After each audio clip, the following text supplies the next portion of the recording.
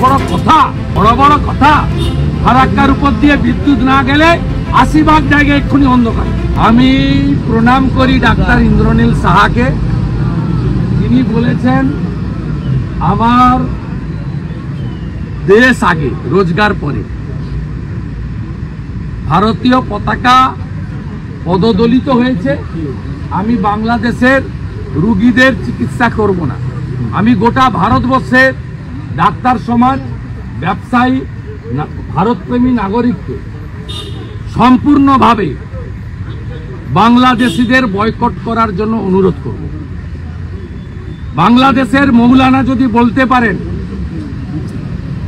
যে প্রামাণিক সিল হিন্দু সম্প্রদায়ের নাপিতদের কাছে চুল দাড়ি কাটবেন না, মোদকদের কাছ থেকে মিষ্টি নেবেন না, ময়রা হিন্দু বাড়িতে মিষ্টি বানিয়ে খান। আমিও এখান থেকে ভারত প্রেমীদের বলতে চাই, রাষ্ট্রবাদীদের বলতে চাই, কড়া উত্তর দেওয়ার সময় এসেছে। কড়া উত্তর দেওয়ার সময় এসেছে। এটা মুখে নয়, কার্যক্ষেত্রে এমন উত্তর দেন যাতে আজকের বাজারে ১৫০ টাকা পেঁয়াজ, ১০০ কোটি টাকা আলু, এটা যেন পাকিস্তানের মতো ১০০০ টাকা লিটার পেট্রোল আর ৪০০ টাকা কেজি আটা, ৪০০ টাকা ১ কেজি আটার দাম ৪০০ টাকা, পাকিস্তানের মতো অবস্থা। বড় বড়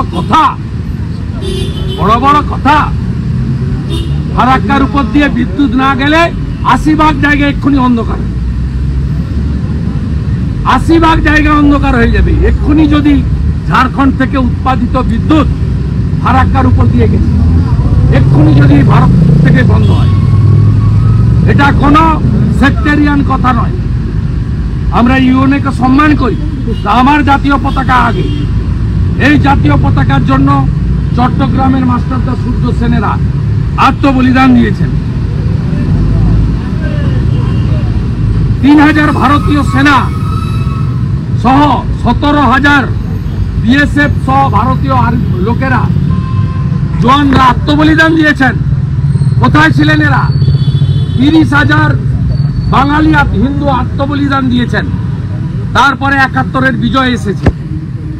১৬ই ডিসেম্বর বিজয় দিবস কলকাতাতে মহাসমাবেশ করে এই বাংলাদেশের মাটিতে বসে রাজাকার এবং পাকিস্তানি চরদের সঠিক উত্তর দেওয়ার ব্যবস্থা এপার থেকে ভারতীয়রা করবে। বড় বড় কথা ফারাক্কার উপর দিয়ে বিদ্যুৎ না গেলে ৮০ জায়গায় এক্ষুনি অন্ধকার।